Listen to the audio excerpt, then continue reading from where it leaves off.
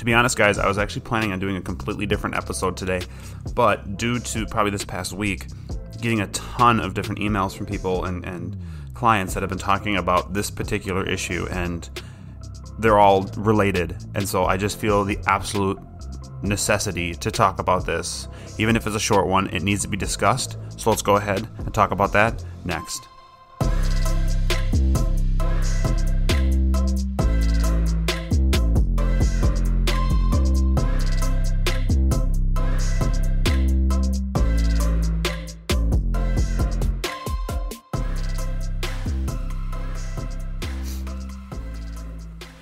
All right, guys, welcome to the Learn, Laugh, Bark podcast. I am your host, Jake from OnDogTrainingAcademy.com.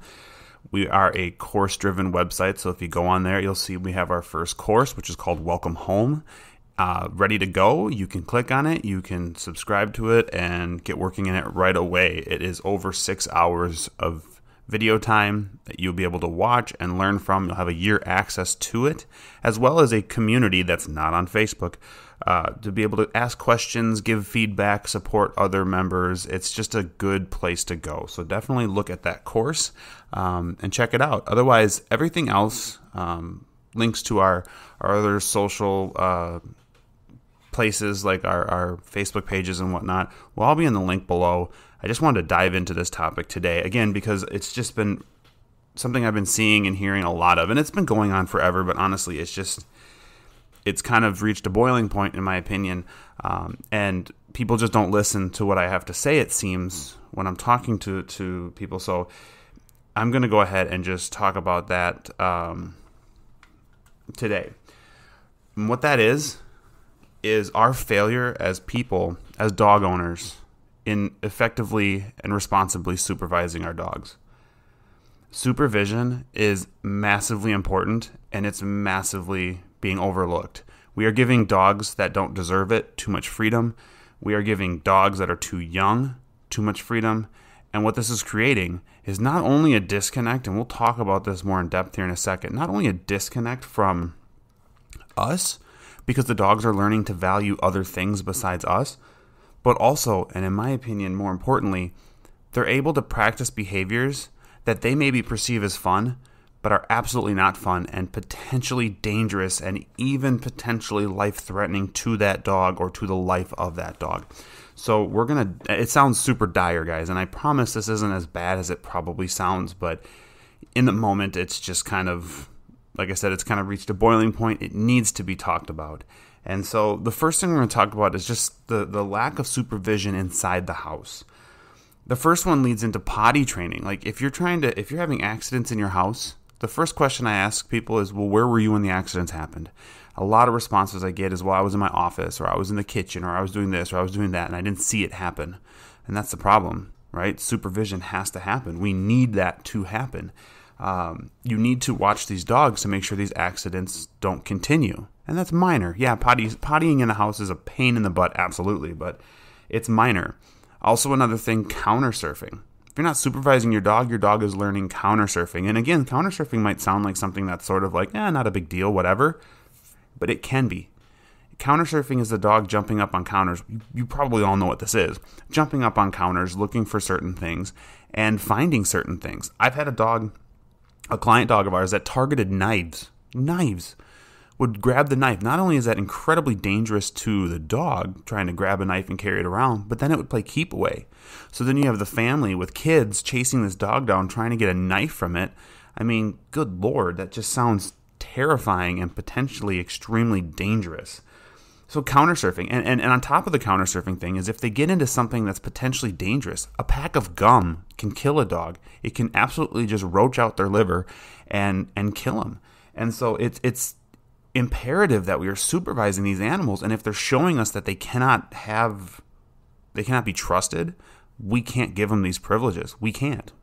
I don't care the age of your dog. It does not matter to me. If your dog can't be trusted, they can't be trusted yet. This is where kenneling and having them confined to some degree is not only highly recommended, I would almost say it's a necessity for the safety of your dog and for the safety of your house. Destructive chewing. A dog gets bored in the house, and we'll talk about boredom, especially for outside. But a dog gets bored in the house and starts to chew on things. And once something becomes interesting enough to keep the dog busy, they'll keep going back to it. They'll chew on your couches. They'll chew on your furniture. They'll chew on, everything. Carpet, they'll rip carpet up. They'll rip tile up. Dogs can get an OCD behavior pretty easily, and it definitely happens. And they'll destroy your house if they're not trained to leave it alone, if they're not properly supervised and interrupted. And that's probably the biggest thing too when it comes to all these behaviors. And we'll talk about one more here that I think is a big one. But it's about us being able to supervise and intervene, stop the behavior before it snowballs into something worse. And I'm seeing this. I'm seeing these behaviors getting worse and worse, and the advice I give just kind of goes in one ear and out the other, and they either don't think it's necessary or they don't believe me. I don't really know. But that's beside the point. The last thing for inside the house is overstimulation to outside world, meaning your dog sits at the window. And if you're listening to this, you probably have a dog who's done this or who does this. Sits at the window and spazzes out because there's birds at the bird feeder or a squirrel in the yard or people walking by the house. Well, this is all happening because they're allowed to practice it. If you're not intervening, especially early on, if you're not intervening, you are creating habits. These habits are the dog goes and barks when it sees people. The dog goes and spazzes when it sees squirrels or birds or whatever outside. And people kind of write these things off as, well, it's funny. Barking at people, not so much. But, getting super excited and jacked up over critters outside, people think it's the funniest thing. And they're like, oh, okay, you want to go get him? And then they let him out. What you're doing is you're teaching your dog something as fun when really, if you look at the broad picture, it's not fun. And it's going to drive the dog. It's not only going to create anxiety and stress in the dog, it could leak over into other issues. Your dog could go from friendly, playful puppy to possibly reactive or aggressive to other dogs because it's just sitting there at the window, spazzing out, freaking out. And then when it finally gets to get out, it runs over there and it's so overstimulated that it just immediately goes into fight mode. And that's a huge, massive problem. And we could have intervened early on and stopped these behaviors before any of this even got going. So that's the frustrating part. Now let's talk about the big one. This is outside. I just feel, and this can be tied into inside as well too, but I feel like people, when they get fences, when they get invisible fence, or if they have a bunch of land, they use that as the dog's babysitter. That has suddenly become their reason to let their dog out and not supervise them and just walk away. Well, I've got the fence, it'll keep the dog there. Oh, the invisible fence, it'll keep the dog there. Or I got so much land, I want the dog to roam. You are using your backyard or your property as a babysitter. And I'm going to tell you this, your babysitter's doing a terrible job and you should fire that babysitter right now. First thing is, what happens when you leave a dog outside for a long time? Well, they get bored. You can say, well, I let my dog outside so they can entertain themselves and move around. Just like inside, outside can become boring as well. And when dogs get bored, they come up with games. Digging holes. Yeah, that's definitely one. I've seen dogs get destructive to the house, tearing off siding, chewing on decking and all that stuff. But I also see, and this is a big one, and this is the one that I think is overlooked for whatever reason, is hunting. Dogs are looking to hunt something down. A lot of dogs, if you have a dog that has any sort of that prey drive in them, they're looking, and squirrels, mice, rodents, you name it, they're all looking to hunt and possibly and probably kill these animals. And if they're able to catch them. And if they're not, it just progressively builds frustration and eventually turns into something bigger than it should have been. But it's that hunting. They're going to look for and they're going to try and kill something. And that easily leaks over to other dogs. Easily. You could have a dog come in your property or come in your yard, and the dog, your dog just immediately goes into that hunt, prey, drive, whatever, and goes over and attacks that dog. And I think it's just, if you would supervise and intervene and be outside with your dog, interact with your dog, play with your dog. But you know what? When you're not out there, your dog doesn't have to be outside for 8 hours a day. It just doesn't have to happen. The other thing that I think that can happen by leaving your dog outside for long periods of time without you being there is your dog starts to learn how to entertain themselves without you, which sounds like a good thing, and it is when it's in balance. But because they're spending most of their day outside, you become less valuable and everything else becomes more valuable. Suddenly a dog who is always looking and hunting for stuff can't just shut that off the second you let them inside or you go outside with them. They're still hunting. So now you have a dog who easily disconnects from you because there's a bird, there's a squirrel. Where are they? What's going on? Is that a gopher? What is that thing? And so dogs are disconnecting from their owners, and the dogs don't even care about them as much. They're like, yeah, whatever. I'm out here still. I'm looking for that thing. Especially if they're not able to catch them easily, because that's that frustration. Frustration can be absolutely, it can be good for dog training, but it can absolutely be a negative bad thing for dog training as well if it's not done properly, and this is not done properly. It's absolutely not. So the next one then is barking. Well, that's the same as in the house, right? They see stuff, they bark at it. Barking can be so rewarding to dogs because it's a release. So if the dog starts to bark at something, it just learns it and it perpetuates, it makes it worse, it goes and goes and goes, and then it's just, that's a habit for them. Once habits are formed, habits are hard to break. They're not impossible. They can be broken, and we can change behavior, but it becomes harder. This is why I'm saying you need to be proactive and supervise your dog right away. And when you start noticing behaviors, intervene, interrupt, redirect them, give them something better to do. Be like, hey, instead of trying to dig a hole, why don't we go over and we play fetch, or let's do some training, or let's go, do something else. If your dog has a strong digging drive, you could be like, hey, you want to dig? Dig in this sandbox, dig in this thing for you. But you can't just let your dog just decide on their own. Dogs are terrible at making good choices. Terrible at it.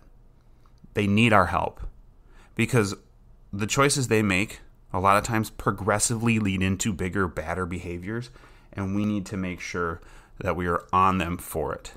I already mentioned disconnect from people and the value over everything. But here's the bottom line. You have to supervise your dogs. You have to. Our dog is almost 6 years old. Do I trust him outside? 100%. Will he get into things? No, because we've intervened. We didn't let him dig. We didn't let him try and jump a fence. If you have an invisible fence, we made darn sure, well, he doesn't have it, but we'd make darn sure he doesn't run through it. We would train him to it and train him to it well, and we're keeping our dogs close, within appropriate. I mean, who wants their dog, or what neighbor wants your dog going to their house and pooping in their yard? Nobody. So it's on us we have to supervise. We have to keep them safe. They are depending on us to keep them alive. And that doesn't just mean health-wise. That doesn't just mean feeding them. It doesn't mean vetting them. It does. But it also means training and teaching them right from wrong. Because if behaviors get bad enough that you can't take care of the dog, and you think, okay, I need to get rid of the dog, who's going to take on those problems? Rescues are already filled with those problems. And they're hard to adopt out. And is it fair to adopt a dog out to somebody if the dog has a bunch of aggression issues or something? So it is absolutely on us. I'm putting this on you guys. Be proactive. Get out there and supervise your dogs. Interact with your dogs, but intervene if something looks off. If it's a behavior that's going to lead into other things, you have to see beyond what is actually happening. Okay, a dog chasing a squirrel seems harmless and seems like something a dog would do. The problem is, what does it lead to later? You are hyping a dog. When you see a dog getting like hyperventilated, anxious, excited like that, without proper outlets, without proper work, that will leak over into so many things and cause so much problems. So I apologize to anybody. I don't actually. If this strikes a nerve, I'm not talking about anybody in particular. This is just something I've been seeing growing every week, and it needs to be addressed because honestly, we're going to have a ton of dogs with a ton of problems. And I get our lives get busy. I understand that. But that's no excuse to make outside become the babysitter for the dogs. Absolutely zero excuse for that. Or leaving our dogs loose in the house because, well, I'm going to be gone for some time and, I just want my dog to have free roam. Sure, if your dog can be good in the house, isn't going to do any of these bad behaviors we talked about, maybe your dog could be loose in the house. But if you're having problems with your dog in any of the things I talked about, you got to reel it in. You have to reel it in. You have to contain them. You have to manage this because it will blow up into something bigger than it needs to be. So that is it, guys. I know it was a little bit shorter of one, about 15 minutes. That's not too bad. But it needed to be said. Again, supervise your dogs. You need to know what they're doing. I don't mean follow them around and just stare at them the whole time. You have to see them and be able to intervene when something bad comes up, when something potentially bad leading comes up. So hopefully this helps. Hopefully you guys understand that some of these mistakes that people are making are massive and needs to be addressed and stopped. And hopefully this helps you guys in long term with your animals, with your dogs, in helping them with any issues or stopping any issues that could potentially pop up later on. So that is it, guys. Check out our Facebook page. I'll link that in the description below. Also, our the podcast page, our business page, and then, of course, you can go on to ondogtrainingacademy.com, and there you'll be able to subscribe to our email list or check out our new course and purchase that and get in and start working with your dogs in that. So thank you guys for listening this week. I always appreciate it. And, of course, like every week, we'll see you next time.